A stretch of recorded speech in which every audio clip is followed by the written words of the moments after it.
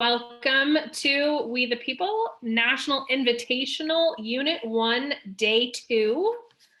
We have Woodside Middle School with us today, and I am Christine Holt, and I will be your facilitator.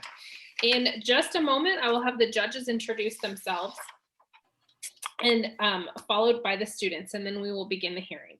Students will deliver a 4-minute prepared statement followed by 8 minutes of judge questions.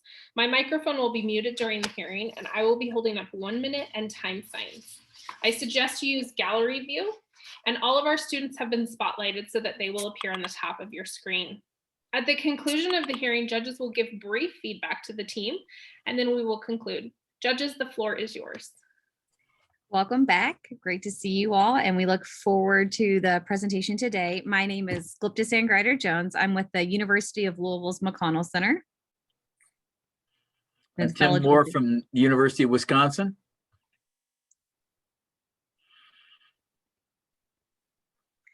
Alan, I think you're on mute.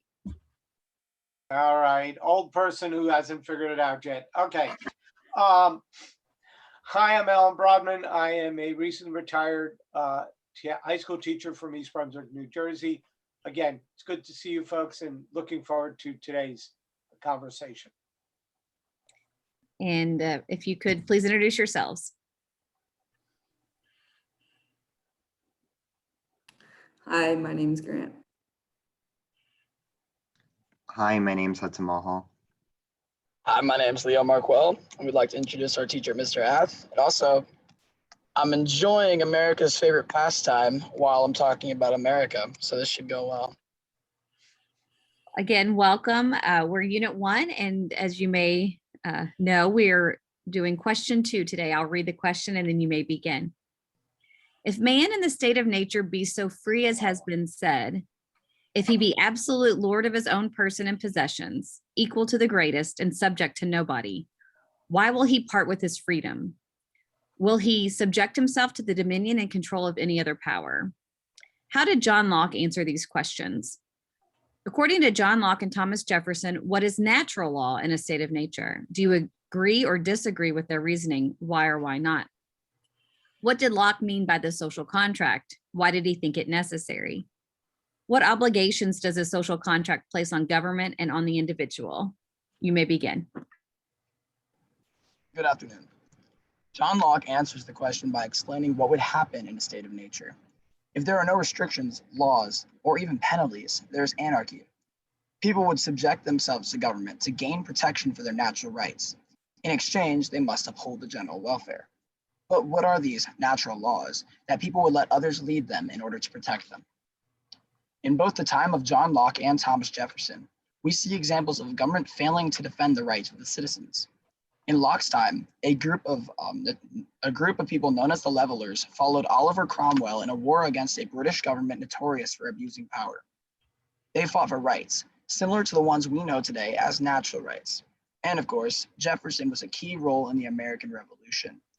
Locke and Jefferson, both political philosophers, agreed pretty often about what these rights were and believed government could not function without them. Locke's state of nature was a state with equal rights in which everyone had a right to life, liberty, and property.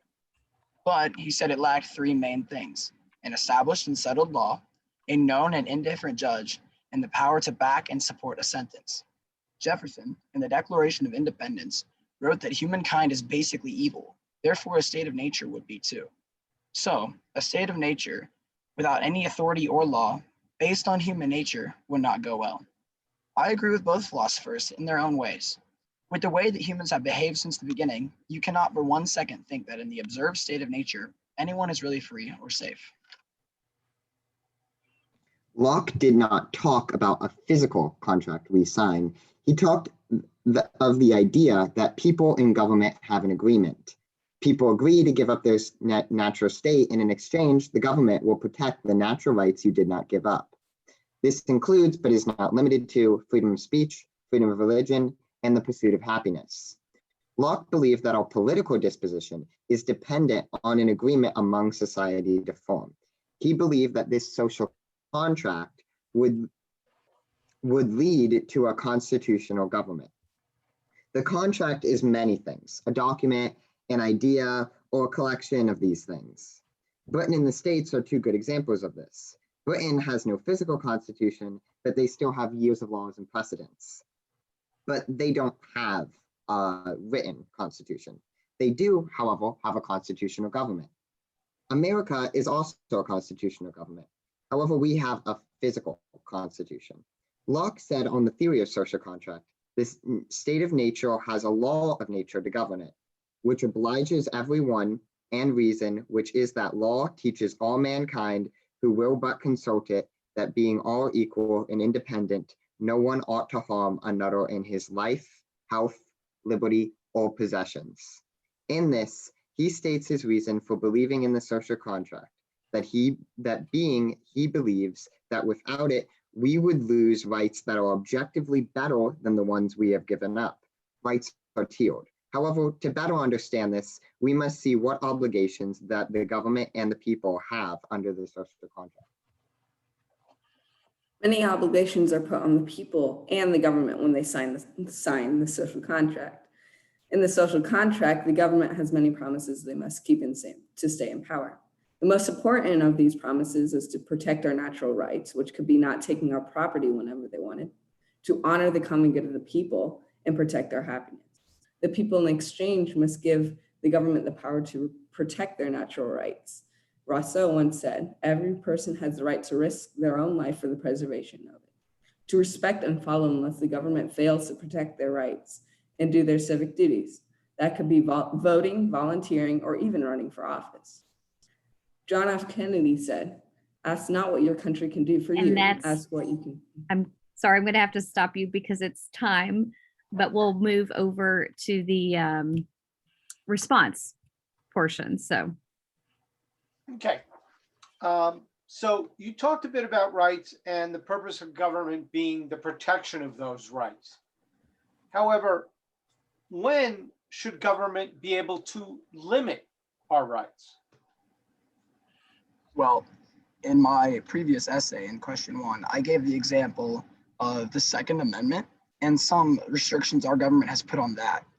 Our government has put on the restriction that if you have committed a felony or if you have a severe mental illness, then you can't really own a gun, or there can be prohibition on certain weapons.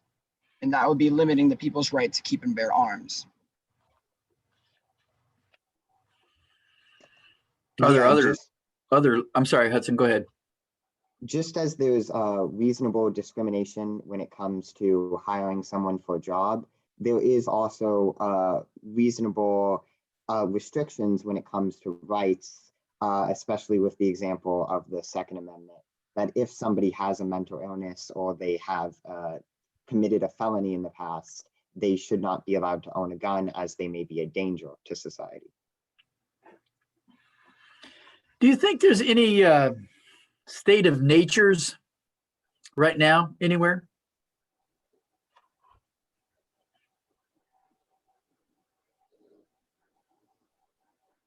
In government itself or in just small communities? Your call.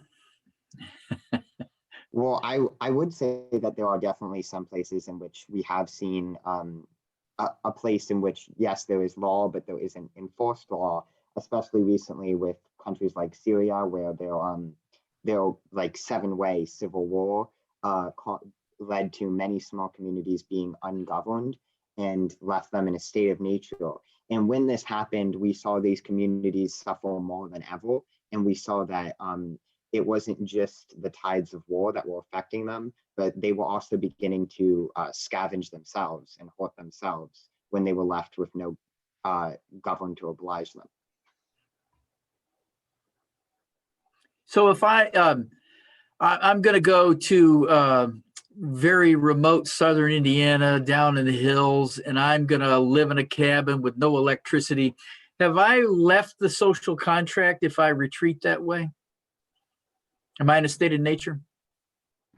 Well, if you own your own property in those southern hills, as long as you own that property, I would argue that you're allowed to do whatever you would like with that property, as long as it is not harming others, and as long as you follow whatever laws and restrictions are placed, if any, in that area. I would argue also that if there are no laws, then there are no laws that you must follow.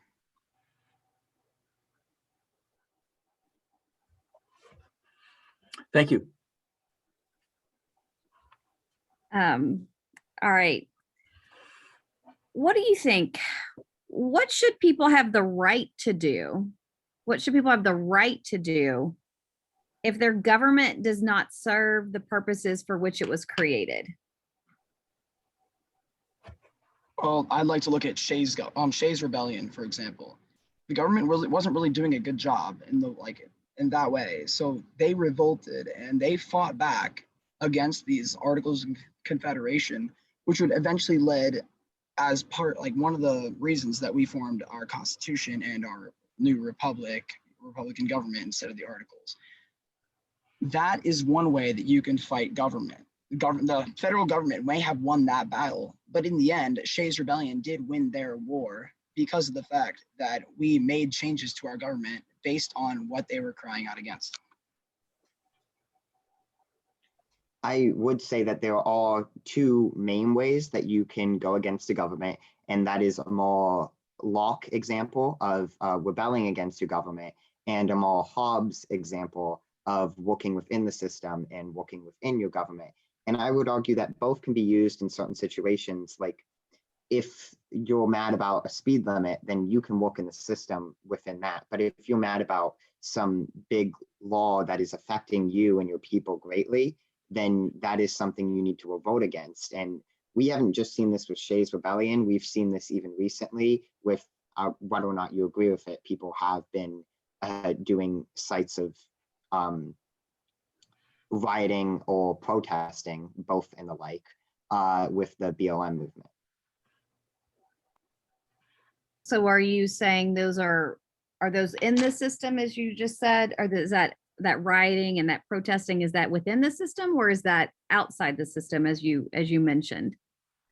I would say that that's a good example of both, because there is definitely some of that wanting to work out of the system, but there's also some of that we want to protest, we want to petition our government to change what is not working currently. And that's why I think it's a very good example in this case. So how do we know if someone decides to use violence? How do we determine whether that is, to use the concept we've been talking about, in the system or out of the system? In essence, when is it appropriate to use violence to make that change? I would argue that the only reason that you should use violence against your government is if the government is truly oppressing you with a certain law. If there is a law that is costing you money or is costing you time, then I feel like you should work in the system, like protesting, or maybe try to get yourself elected or elect a new, like get together and get some other people elected. But with the system that we have today, if there's a law that's truly oppressing people, like is argued in the BLM movement, that these people are being oppressed for their skin color, then that would be an example of ways that we can work out of the system to truly riot. Do I agree with the way that these riots are being done? No. It's gone too far, and I don't think that's a real reason to riot. But say the government decided to start taking weapons and decided to start using the weapons that we've been giving them, like if we're trying to truly take away these assault rifles, these AR-15s, and the government decides to take advantage of us by declaring what weapons truly are keep and bear arms, then that could be a law that is oppressing us and that would be worth fighting rebellion over.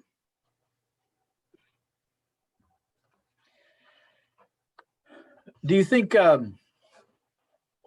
it's possible to well, let me ask it this way. If you abolish a social contract, do you have to create a new one right away, or can you wait a while? Yes, you do, as there will always be one that will form within any society. So it has to be immediate. We're just getting I know. Every time, Tim. Every time you're I know. It is always me, like isn't it? red time. I'm sorry. No, you're Every time. not. All right. Well, now is our time. I think that just shows the great conversation that we were really building here and that exchange of ideas. So right now we're going to offer you all some feedback. I'll start in particular. I really liked in your presentation and in the follow-up conversation, you all, several instances of this idea of exchange, the cost of doing things. So there's sort of an economic lens through which you all are looking at and considering these ideas. What's the cost of the transactions? If you create a contract, you're focusing on this idea of an exchange. So that was really interesting to hear, and it was woven throughout your presentation. I thought that was a really unique and interesting take on that, and I enjoyed hearing that. I really like this idea that came up in the response portion about working within and outside the system. And what are those mechanisms look like? I think those are ideas continue to explore and weave into your opening narrative as you move forward. Really liked that distinction and really enjoyed how you all responded to that. Continue to think about how these ideas relate constitutionally. So continue to think about and bring back references there to the Declaration.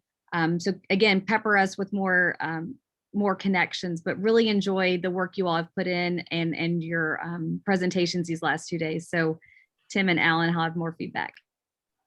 Thank you. Yeah, I would agree. I think we heard some interesting examples in responses to some questions we've been asking kind of across the board. I thought you guys got quicker to some of what I think are the key points. And in that sense, particularly in reference to Tim's question. I